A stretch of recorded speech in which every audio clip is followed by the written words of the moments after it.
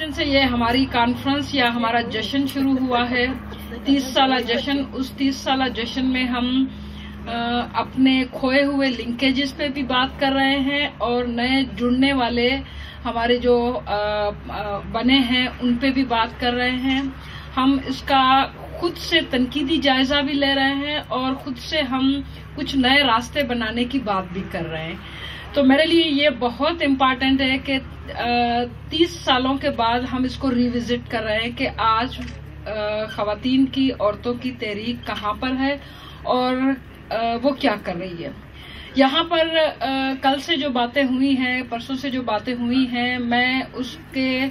برعکس بہت زیادہ آپٹیمسٹ ہوں اس حوالے سے کہ مجھے یہ جہاں پہ میں کام کر رہی ہوں مجھے وہاں پہ خواتین کی تحریک گراؤنڈ پہ نظر آتی ہے۔ مجھے وہ صرف اس کے اوپر بڑھتی ہوئی نظر نہیں آتی، مجھے وہ گراؤنڈ پہ نظر آتی ہے اور اس لیے میں زیادہ آپٹیمسٹ بھی ہوں۔ دوسری بات یہ میں ضرور کہنا چاہوں گی کہ جو پہلی جس نظریاتی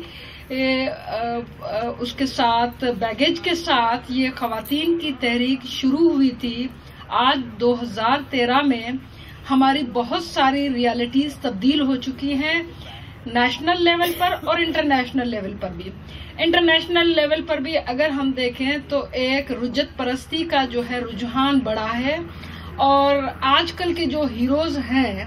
سیاسی سطح پر، سماجی سطح پہ، وہ زیادہ تر جو ہے وہ ایک رجت پرست جو ہے ہیروز ہیں۔ ہم نیشنل لیول پہ اب وہ ترقی پسندی کا جو رجحان تھا، جو کسی سیاسی تنظیم، کسی سماجی تحریک اور ان کا جو خاصہ ہوا کرتا تھا، وہ عالمی سے لے کر علاقائی سطح پر ختم ہو چکا ہے۔ اس ماحول میں بیٹھ کر خواتین کی تحریک کو دیکھیں گے تو لازمی طور پر ہمیں کافی چیزیں مسنگ نظر آئیں گی جو پچھلے اس میں تھی۔ جو نئی چیزیں نظر آ رہی ہیں میں اس پہ بات کروں گی کہ پہلے جو خواتین کی تحریک شروع ہوئی تھی، اس تحریک کا اس کو ہم یہ کہہ سکتے ہیں کہ وومن ورسز دا اسٹیٹ، وہ ایک ریاست کے خلاف ان کا ری ایکشن تھا۔ ریاست چونکہ کانکریٹ اس سینس میں نہیں ہوتی جس سینس میں کانکریٹ آپ کا سماج ہوتا ہے۔ ریاست اپنے آپ کو ریفلیکٹ کرتی ہے اپنے انسٹیٹیوشن کے تھرو کرتی ہے، ریاست اپنے آپ کو ریفلیکٹ کرتی ہے اپنے قوانین کے ذریعے۔ تو ان قوانین کو چیلنج کرتے ہوئے دراصل ہماری وہ خواتین جو آج ہمارے ساتھ ہیں، وہ خواتین ایک طرح سے ریاست کو چیلنج کر رہی تھی، اور ریاست کو چیلنج کرنا اس دور میں تو یقیناً ایک کٹھن کام تھا، لیکن میں یہ سمجھتی ہوں کہ آج جب ریاست کا تصور ڈیفیوز ہو چکا ہے اور جو ہمارے سماجی جو نہ نظر آنے والے ایک طرح سے بہت آپ کے کانکریٹ ہیں، ٹھوس، آپ کو وہ آپ کے سامنے بیٹھے ہوئے ہیں، لیکن اگر آپ اس کو ڈیفائن کرنا شروع کر دو تو آپ کو نظر نہیں آتے۔ مثال کے طور پر خواتین کی تحریک شروع ہوئی تھی بلاسفیمی اور یہ حدود آرڈیننس کے خلاف، یہ لاز کہیں نہ کہیں کس نہ کسی شکل میں وہ آپ کو نظر آتے تھے، لیکن اس وقت یہ تحریک ان کو رد کرتے ہوئے جو آگے بڑھی تھی، کسی شکل میں وہ آپ کو نظر آتے تھے، لیکن اس وقت یہ تحریک ان کو رد کرتے ہوئے جو آگے بڑھی تھی، آج ہم یہ دیکھتے ہیں کہ وہ قوانین نہ صرف موجود ہیں لیکن اسٹیٹ کی طرف سے وہ مزاحمت موجود نہیں ہے جو ہمیں سماج کی طرف سے آتی ہے، اور سماج کے اندر جو رجت پرستی کا رجحان بڑھا ہے، تو اب خواتین کی تحریک کا میں سمجھتی ہوں کہ یہ بہت بڑی پیراڈم شفٹ ہے کہ اب اس کی شفٹ جو ہے ریاست کے بجائے جو ہے ہمارا سامنے کا جو نظر آتا ہے، وہ سامنے کا ہمیں ہمارا گھر کا اپنا بھائی ہے جس کو میں شیطان لگ سکتی ہوں، وہ میرے ساتھ کام کرنے والا میرا کلیگ ہو سکتا ہے جو سیکشول ہراسمنٹ کو ایز اے ٹول استعمال کر کے وہ اپنے پیٹریارکل ویلیوز کو اسٹرینتھن کرتا ہے، پھر میرا والد ہو سکتا ہے جو مجھ پہ وہ لگا سکتا ہے۔ تو اب یہ ہے کہ میرا مقابلہ صرف اسٹیٹ کے ساتھ نہیں ہے، میری اب جنگ جو گھر سے شروع ہوتی ہے، پھر وہ سڑک پہ جب میں چلتی ہوں تو سڑک پہ وہ نظر آتی ہے کہ سڑک کا جو ماحول ہے وہ سڑک کے ماحول نے ایک ایشو کر دیا ہے۔ کل بات ہوئی تھی کہ وہ پمفلیٹ ایشو کر دیا ہے جس کے بال کٹے ہوئے ہیں اس کا سر بھی کاٹ دو تو اچھا ہے، اور یہ آپ کے لیے، آپ کے سماج کو یہ ایسا سر کٹا ہوا ہی اچھا ہے۔ تو اب یہ ہے کہ اب میرا جو ہے مقابلہ وہ اسٹیٹ کے ساتھ نہیں ہے، میرا ڈائریکٹ جو مقابلہ ہو رہا ہے وہ میرا ڈائریکٹ مقابلہ اپنے جیتے جاگتے ایک وجود کے ساتھ ہو رہا ہے، اور اس کا مقابلہ اس لیے مشکل ہے کہ اب یہ جو ہے اب یہ مینٹلٹی یا یہ اب مائنڈ سیٹ، یہ اب جس کو ہم پولیٹیکل لینگویج میں ہم یہ کہتے ہیں کہ یہ ماس سائیکی بن چکی ہے، لیکن میں اس کو تھوڑا سا یہ کہوں گی کہ ماس سائیکی کہنا تھوڑا سا درست نہیں ہوگا، اب یہ ماب سائیکی بن چکی ہے۔ اب مجھے خطرہ جو ہے ماب سے ہے، اب مجھے خطرہ اس سے نہیں ہے، وہ جو کریزی ماب آتا ہے، اور کریزی ماب کسی بھی لمحے میری سیکیورٹی اب اتنی جو ہے ولنریبل ہے کہ وہ کسی بھی لمحے آ کر کوئی بھی الزام، وہ بلاسفیمی کا الزام ہو، وہ میری ڈریس کوڈ کا معاملہ ہو، میرے کہے ہوئے الفاظ کا معاملہ ہو، وہ کہیں پر بھی مجھے نشانہ بنا سکتا ہے۔ اور چونکہ وہ موب ہے اس لیے میری جنگ بہت سارے سمت میں بڑھ جاتی ہے، اب وہ ایک ڈائریکشن میں نہیں ہے، کیونکہ اب اسٹیٹ کا رویہ بظاہر، یہ الگ بات ہے کہ اس کریزی موب کے پیچھے کون ہے، اس کی سیاست میں ضرور جائیں گے اور جاننا چاہیے، لیکن اس سے اگر ہم یہ دیکھیں کہ اب ریاست بڑی وومن فرینڈلی ہو گئی ہے، کہ اب ریاست کی طرف سے ہماری یہ خواتین جن کے اب بال سفید ہو گئے ہیں، وہ اپنے عروج کے اس کے جوانی کے دنوں میں وہ اس چوک پہ نکلی تھی، انہوں نے ماریں بھی کھائیں، اور لیکن وہ ڈٹی رہی ہیں آج تک انہی قوانین کے خلاف۔ لیکن میری نسل کو تو قوانین کے لیے لڑنا تو دور کی بات ہے کہ ہمیں تو اس گورنمنٹ نے ہمیں 4-5 قوانین دے دیے ہیں، وہ سیکشل ہراسمنٹ کا کیس وہ بھی آ گیا، دوسرے بھی آ گئے، اور وہ اس طرح سے گفٹ کی طرح سے ہمیں جو ہے وہ جنرل مشرف نے بھی دیے، اس جمہوری حکومت نے۔ تو ریاست کا بظاہر ہم دیکھتے ہیں کہ بڑا ایک فرینڈلی فیس بن گیا ہے، اور جو ریاست کا کام تھا وہ اب معاف کر رہا ہے۔ اب میری جنگ بہت فیمنزم کی، میری جنگ کا کہنے کا مطلب ہے کہ فیمنزم کی جنگ بہت مشکل ہو گئی ہے، کیونکہ اب ہر جگہ پر وہ پیٹریارکل ایک دائرہ ہے جو مجھے روک رہا ہے۔ اب دوسری یہ بات ہوئی ہے کہ یہاں پر بات کرنی ہے کہ ریولیشن اگر آ جائے گا تو ہم کیا کریں گے، جو ہم 9 to 5 ایکٹیویزم کرتے ہیں۔ تو ایک تو میں اس جو ہے ایزمپشن کو بھی نہیں مانتی، میں اس نوشن کو ماننے کے لیے تیار ہی نہیں ہوں کہ اگر ریولیشن آئے گا تو یہ 9 to 5 والے بندے جو ہے ریولیشن لے کر آئیں گے۔ ساری ٹو سے یہ پھر بھی جو ہے وہ سنیں گے اپنے جو ہے اس پہ خبروں پر، بریکنگ نیوز پہ سنیں گے کہ یہ کوئی ریولیشن آ گیا۔ جو ریولیشن اگر آئے گا تو وہ میرے گاؤں سے آئے گا، اگر ریولیشن آئے گا تو وہ وہاں سے آئے گا جو یہ ہمارے اس ڈسکشن کے بارے میں بہت کم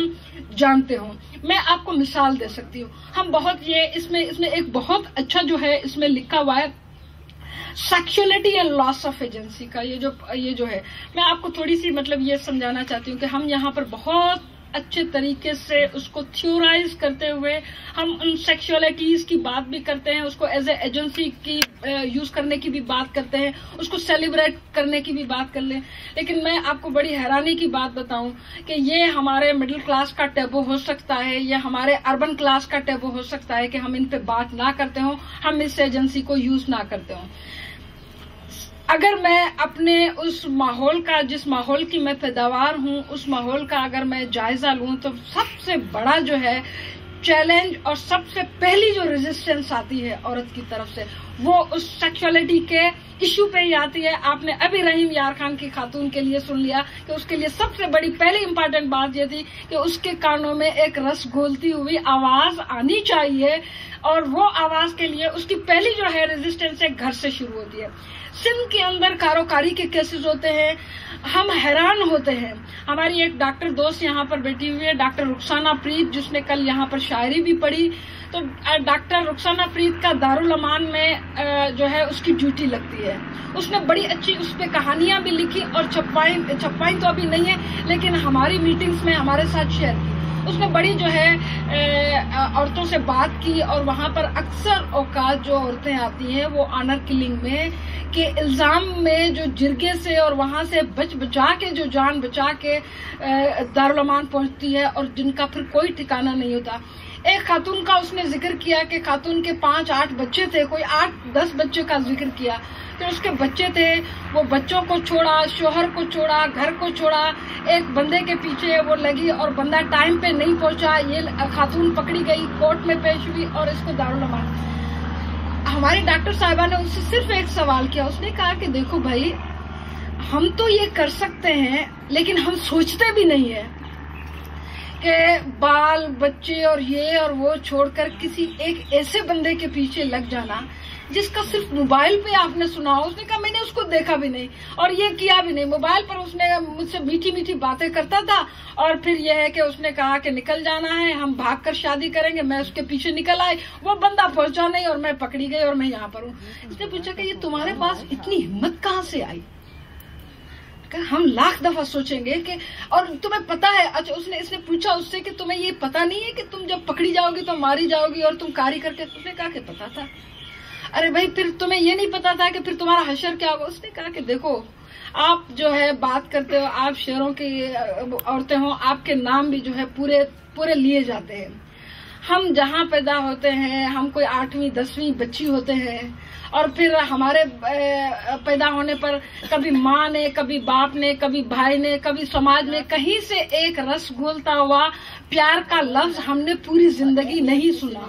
شادی ہو جاتی ہے، 10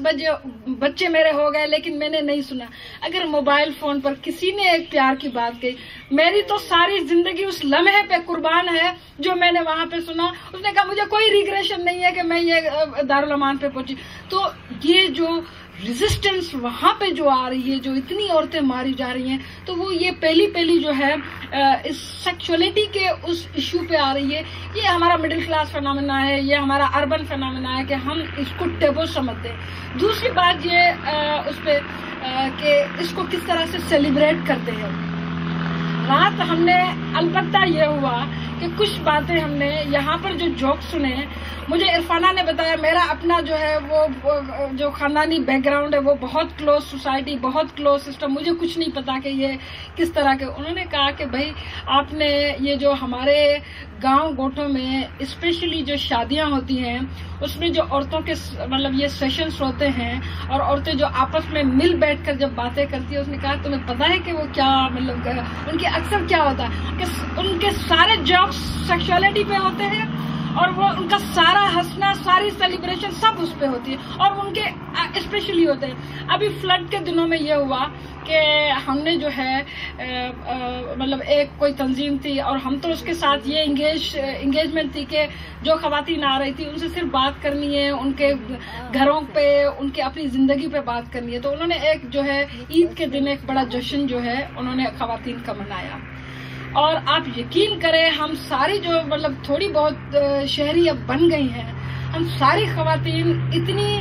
حیران تھی کہ انہوں نے جو جوکس کیے، انہوں نے جو اپنی اسپیشلی یہ جو تھیٹر میں اور یہ جو ٹیبلو اور جو گانے پر کہ کس طرح وہ ایک گونگی عورت ہے، اس کا جو ہے سیکشول ریلیشن ہوتا ہے، بچہ ہوتا ہے، کس طرح انہوں نے ایکٹ کر کے کس طرح سے دکھایا۔ تو یہاں سے جو بیٹھ کر دیکھنا ہے وومنس موومنٹ کو، تو میں یہ سمجھتی ہوں اب نیچے کی اس آنکھ سے اگر ہم وومنس موومنٹ کے دیکھیں گے تو آپ کو نظر نہیں آئے گی، اس طرح کی مایوسی نظر نہیں آئے گی۔ There is resistance, where there is resistance, وہاں پر آپ یہ کہہ ہی نہیں سکتے کہ وہ تبدیلی نہیں آئے گی۔ تو ریزسٹنس وہاں پر موجود ہے۔ بات یہ ہے کہ ہم اس ریزسٹنس کے ساتھ وومنس موومنٹ کو کس طرح سے جوڑتے ہیں۔ میرا یہ سوال ہے کہ فیمنزم کے سوال کو اس کو کس طرح سے جوڑتے ہیں۔ ہماری یہ جو تاریخ ہے 30 سالہ تاریخ ہے، جو وومن ایکشن فورم جو حیدرآباد کی تاریخ ہے وہ 3 سالہ تاریخ ہے، زیادہ سے زیادہ 2008 میں تو ہم شروع ہوئے ہیں۔ اس کے بعد میں یہ سمجھتی ہوں کہ ہم نے بجائے اس کے کہ اوپر وہ قانون کی سطح پر اور ان سطح پر ہم نے زیادہ بات کی ہو، ہم نے نہیں کیا، اور جس پہ تنقید بھی بہت زیادہ آتی ہے اور آ رہی ہے، ہم اس تنقید کو ڈائجسٹ بھی کر رہے ہیں، اس کو تھیورائز کرنے کی بھی کوشش کر رہے ہیں اس کو، لیکن یہ ہے کہ ہم نے اپنا جو ہے رشتہ جوڑا ہے وہاں پر جو بھی تحریکیں آ رہی ہیں وہ نیشنلسٹ موومنٹ سے لے کر جو خواتین کی، ایون ورکرز کی، ایون جو لیڈی ہیلتھ ورکر کا لاسٹ میں جو سب سے بڑا جو ہے ان کی ریزسٹنس آئی، تو اس کی یہ وومن ایکشن فورم اس کے ساتھ جڑی ہوئی تھی کہ اب اگر ٹیئر گیس چل رہا ہے، کس کو کہاں پر پہنچانا ہے، کیا کرنا ہے. ہم وہ بڑا کام نہیں کر رہے کہ ہم اس کو تھیورائز کر رہے ہیں، ہم بہت چھوٹے چھوٹے کام کر رہے ہیں اور چھوٹی چھوٹی سطح پر کر رہے ہیں. لیکن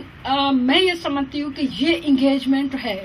سندھ کے اندر اگر آپ جائیں گے تو وومن ایکشن فورم ان کے لیے نیا بھی نام نہیں ہے. وومن ایکشن فورم پہ وہ یہ الزام بھی نہیں لگا سکتے کہ یہ شہری عورتیں ہیں. اب پہلے ہم جب آئے تھے تو وہ ہم پر بڑی تنقید یہ ہوتی کہ پریس کلب کے سامنے کالا چشمہ پہنے ہوئے جو عورتیں. اچھا، پھر ہم نے یہ کیا کہ کالا چشمہ ہم نے اپنے بیگ میں ڈال دیا. جب ہم جاتے تھے تو خاص طور پر کالا چشمہ بیگ میں ڈال دیتے تھے کہ یہ کالے چشمے پہ بڑی تنقید آ رہی ہے. ان کو لگتا ہے کہ کالا چشمہ اگر آ گیا ہے تو وہ کوئی ان سے باہر کی چیز ہے. تو یہ ان کے ساتھ جو جڑنا، پھر یہ ہے کہ نیشنل موومنٹ جو ہے، میں اس کو کیونکہ میری اپنی پیداوار میں بتاؤں، اگر